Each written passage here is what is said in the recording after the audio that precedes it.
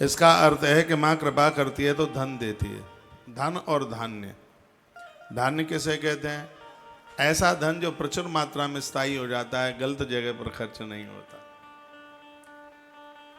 जो धर्म कार्य में लगता है, उसको धान्य कहते हैं। धन तो सबको आ जाता है, लेकिन धान्य जो गलत काम पर खर्च ना हो।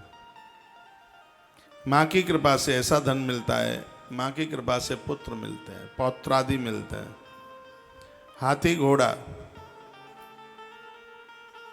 और यहां तो लिख दिया कि चारों पुरुषार्थ मां दे देती है। किसी भी चीज की, कोई किसी भी प्रकार की मां कमी रहने नहीं देती। बस एक बात कही है कि नवरात्रा में कुमारी पूजा से वंचित न रहे। आज हम उधर थे, कई सैकड़ों बेटियां बैठी थी वहां पे। कोई हमने नौता करके नहीं बुलाया था उन्हें। सौभाग्य कुंड पर, सरोवर पर 500-400 बेटियां, कन्याएं बैठी होंगी। और हमें तो ऐसा लग रहा था कि साक्षात ये माता ही इन सब रूपों में वहां पर बैठी है। उनको वंदन किया, पूजन किया, उन्हें दक्षिणा दी। और आनंद की बात थी यह थी कि सिर के ऊपर हाथ रख रख करके आशीर्वाद दे रही हैं। और देखिए कितना सुंदर लिखा है, कुमारीम पूजयत्वात्युम धात्वाम देवी सुरेश्वरी। कुमारीम पूजयत्वात्तु, वर्णन क्या है? कुमारी का पूजन जो लोग करते हैं, बेटियों का पूजन करते हैं, कन्याओं का पूजन करते हैं, ऐसे लोगों को माता संपूर्ण वैभव दे देती है। याद रखना, कुछ चीजें ऐसी हैं जिनके बिना नवरात्रा पूरी नहीं होती, जिसमें एक है अखंड ज्योत जलाइए। यदि कोई अव्यवस्था है कहीं, आपको कहीं बाहर जाना है तो सुबह शाम जलाइए, ये भी विधान है। कहीं आप नहीं रुक पा रहे हैं, आपको बीच में कहीं जाना है तो सुबह शाम जलाइए। आपको ऐसा लग रहा है कि घर में सोवड़ होने वाली है एक आध दिन में, तो सुबह शाम जलाइए। नहीं तो सोवड़ भी हो जाए और 3 दिन ज्योत जल जाए, 3 दिन अनुष्ठान हो जाए तो अनुष्ठान खंडित नहीं होता, उसको पूरा कीजिए। ना व्रत छोड़िए, ना पूजा छोड़िए। 3 रातें यदि निकल गई हैं अनुष्ठान की, फिर कोई सूतक पातक लग जाता है, अनुष्ठान बिल्कुल भी खंडित नहीं होता। ऐसा कालिका पुराण में वर्णन है इसके लिए। तो माता ज्योत से बहुत प्रसन्न होती है, माँ दुर्गा पाठ से भारी प्रसन्न होती है, कन्या पूजन से माता और घट स्थापन से माँ अति प्रसन्न होती है। यज्ञ से माँ की खुशी का कोई ठिकाना नहीं रहता, क्योंकि यज्ञ की जो ज्योत है वो साक्षात माता भगवती जगदम्बा ही है। श्रीमद् देवी भागवत में यह लिखा है कि घी खाने में बड़ी फायदा करता है। आज आपने घी खा लिया है, यह घी का असर 35 दिन तक आपकी बॉडी में रहेगा। दूध में थोड़ा सा घी डाल लिया तो उसका तत्काल असर आ जाता है उसको। ड्राई फ्रूट खाने में फायदा करता है, ज़्यादा तला हुआ नहीं, ज़्यादा काजू तला करके आप खा लेंगे। और इस समय फलाहार के नाम पर बहुत चीज़ें लोग खा लेते हैं, चकाचक खाते ही रहते हैं बहुत चीज़ें। क्या हार्ट को कमज़ोर करता है काजू। थोड़ा बहुत कुछ लिया जावे, दूध में डाल करके फायदा करता है, थोड़ा सा ना के बराबर उसको लिया जावे, हल्का सा। दूध के साथ पिसा हुआ बादाम बहुत फायदा करता है। हजारों बीमारियों को भींगा हुआ बादाम है वो फायदा पहुंचाता है, लेकिन हर चीज की लिमिट होनी चाहिए। तो फलियार के नाम पर तो बहुत लोग बहुत कुछ खा लेते हैं, वो कम ही होना चाहिए, थोड़ा ही होना चाहिए। और आप में बड़े बड़भागी हैं वह लोग जिन्होंने इस नवरात्रा में अन्न छोड़ रखा है, या एक बार ले रहे हैं। जीवन निकल गया है, खाते खाते वो संयम कर लो। व्रत पाठ पूजा ये सब बहुत प्रभावशाली होती हैं, ऐसे माथे की ताकत बढ़ती है। यज्ञ का बहुत बड़ा प्रभाव है इसमें। यजन घी खाने में फायदा करता है, उससे भी ज्यादा जलाने में फायदा करता है। जिस घर में घी की ज्योतें जलती हैं, आग के ऊपर घी जलाया जाता है, 1 चम्मच 1 टन ऑक्सीजन पैदा कर देती है। दिमाग की बीमारी नहीं होती, मैं 365 दिन हवन करता हूँ, यज्ञ करता हूँ और लोगों को सलाह देता हूँ यज्ञ के लिए। इस समय तुलसीवन आश्रम में बड़ा विशाल यज्ञ के रूप में यह कार्य, नवरात्रा का समय है, आप भक्तों की तरफ से चल रहा है।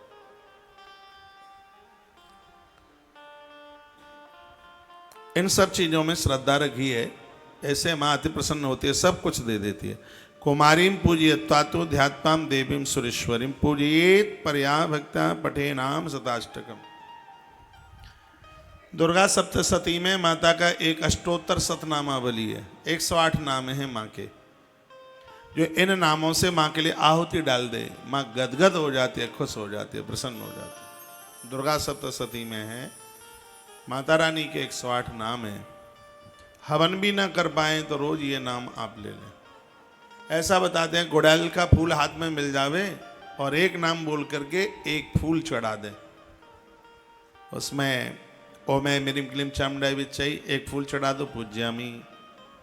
मंत्र नहीं बोल पाते हैं तो 108 नामों में से एक एक नाम बोल करके और वह फूल माँ को आप चढ़ा दें। माँ बड़े बोले, सांभवी माता पूज्यामी, देव माता पूज्यामी, चामुंडा माता पूज्यामी, विमोलत्कर्षणी माता पूज्यामी, नारायणी माता पूज्यामी, भद्रकाली माता पूज्यामी, शिवदूती माता पूज्यामी। ये 108 नामों में से ही नाम है जो नाम मैंने अभी आपके बीच में बोल दिए। दुर्गा सप्तशती आप सब अपने घर में रखिए। यहाँ के स्थानीय भक्तों के भी पाठ बैठे हुए हैं, दुर्गा सप्तशती के पाठ, तो आप मत खरीदिए, 5 तारीख को हम ही आपको दे के चले जाएंगे। अपने घर में सुरक्षित रखिए। कभी द्वारा हम कभी गुवाहाटी आते हैं और हमारे पास कहीं दुर्गा सप्तशती ना हो पाठ करने के लिए, क्योंकि हम लोग पाठ करते हैं, तो हम आपके घर से मंगाएं तो हाल ही मिल जावे। कोई और भी कोई आ सकता है, पंडित पुजारी, और रामायण मांगे आपके यहाँ से, सुंदरकांड मांगे और आपके घर सुंदरकांड ना मिले तो आप कैसे हिंदू हैं? कोई साधु आपके घर आवे और आरती के लिए कपूर ना मांगे तो कैसे हिंदू है? कलावा मौली मांगे और ये चीजें ना मिले तो कैसे हिंदू हैं? ये सब घर में होना चाहिए। वैसे भी मत्स्य पुराण में ये लिखा हुआ है, कुछ चीजें ऐसी हैं जो घर में रखना उनको इतना शुभ होता है। यदि ये चीजें घर में होती हैं तो घर में वास्तु दोष नहीं रहता। उसमें एक कपूर है, एक सुपारी है, हाथ का कलावा है और जनेऊ है, अरोली है। ये चीजें ऐसी हैं जो घर में किसी भी प्रकार का दोष नहीं रहने देती। ये पूजा की सामग्रियां सबके घर में होनी चाहिए। आइए इस प्रसंग को मैं थोड़ा सा आगे बढ़ा दूं। तस् सिद्ध भवे देवी सर्वेश्वर वरपी राजानो दास्ताम यान्ति राजश्री मापनियात।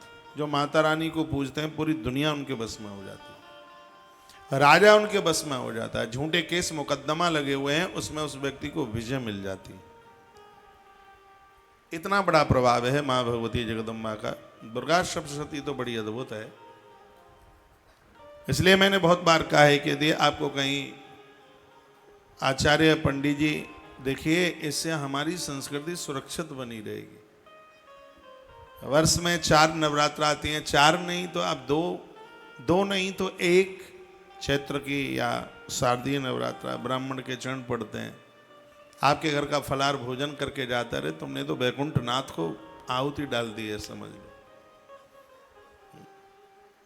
कितने बड़े सौभाग्य की बात है। खाने के लिए तो दुनिया आई है, बात तो तब है जब हम खिलाने में उदार हो, हृदय से दिल से बहुत उदार बनिए।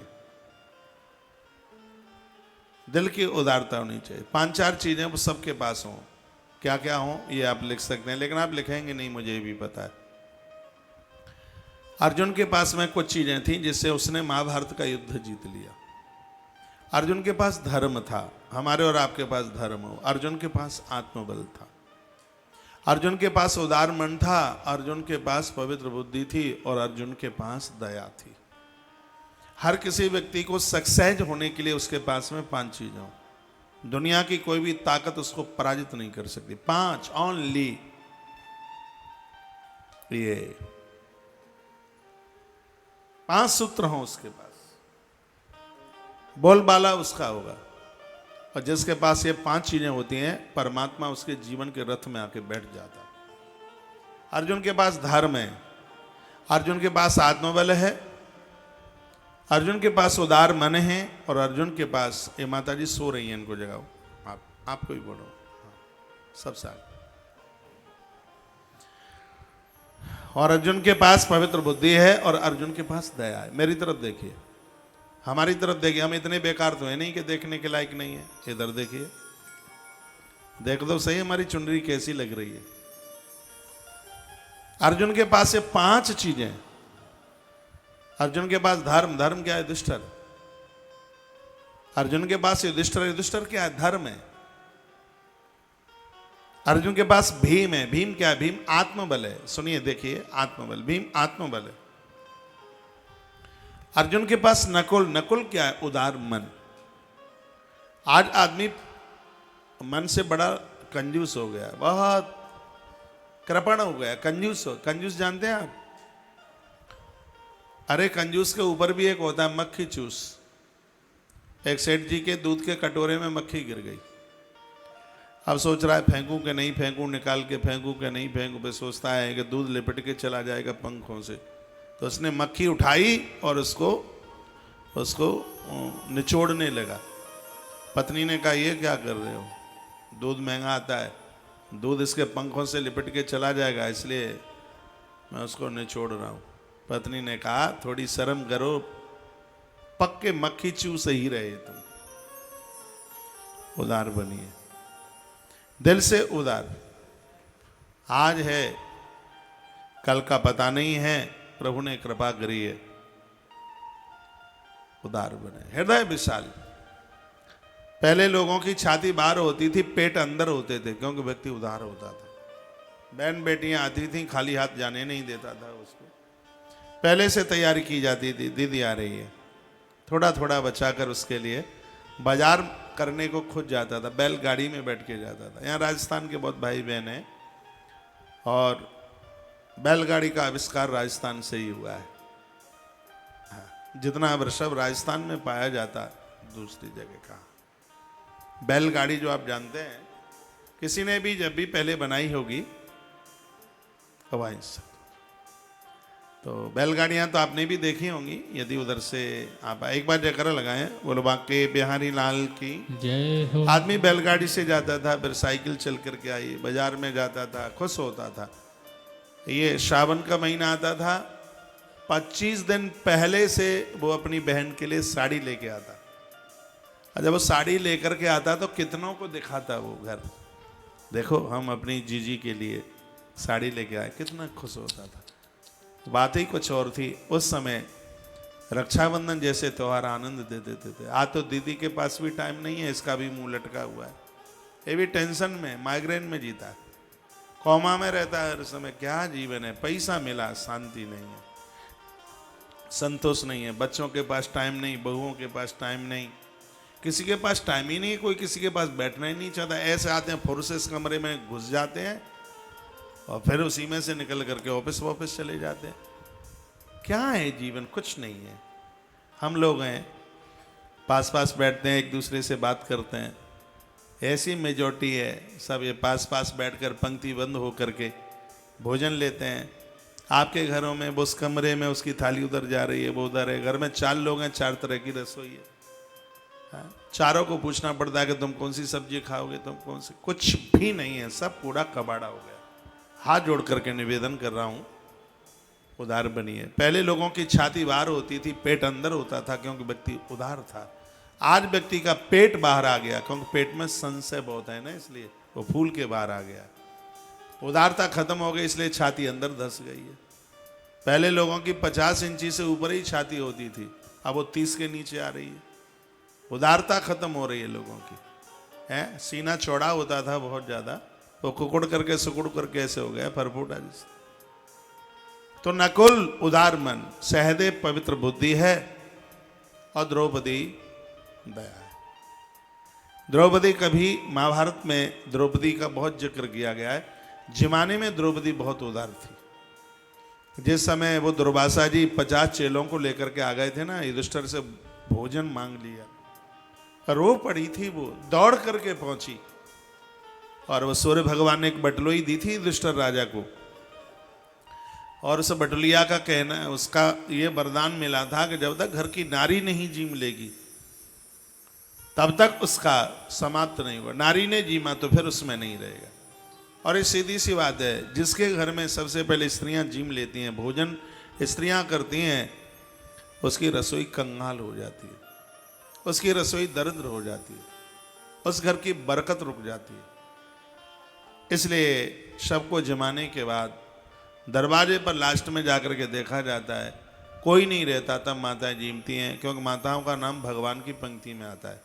उसको विश्वम्बर क्यों कहते हैं? क्योंकि वो सबको जमाने के बाद जीमता है। ये तो हमारी श्रद्धा है कि हम भोग लगाते हैं। लेकिन नरसिंह पुराण में वर्णन है, भगवान ने प्रहलाद को कहा बेटा मेरा नाम विश्वम्बर है, जब कोई नहीं रहता जीमने के बाद तब मैं अपनी जीभ पर कुछ रखता हूँ। और नारी भी भगवान की तरह है, जब कोई नहीं रहता उसके बाद में यह जीमती है। जिस घर में देवियां स्त्रियां सबसे पहले, बहुत घरों में तो बिना भोग लगाए चाकते ही चाकते तो परांठे खा लेती हैं। मूली का परांठा, गोभी का परांठा। मुझ जैसा कोई आदमी पूछ रहे, जी आपने रसोई झूठी कर? नहीं, झूठी नहीं करी है, चाक रहे हैं, कहीं गोभी कच्ची तो नहीं रह गई। वो चकिया में चाकने में ही 2.5 परांठा खा ले वो। नहीं, उदार बनिए। घर में वृद्ध हैं, बूढ़े हैं, सास ससुर, बाहर से लोग चल कर के आए, पहले उन्हें जिमाइए, उनको पूछिए, बच्चों को दीजिए, छोटे बच्चों को। बच्चे गोपाल होते, भगवान होता।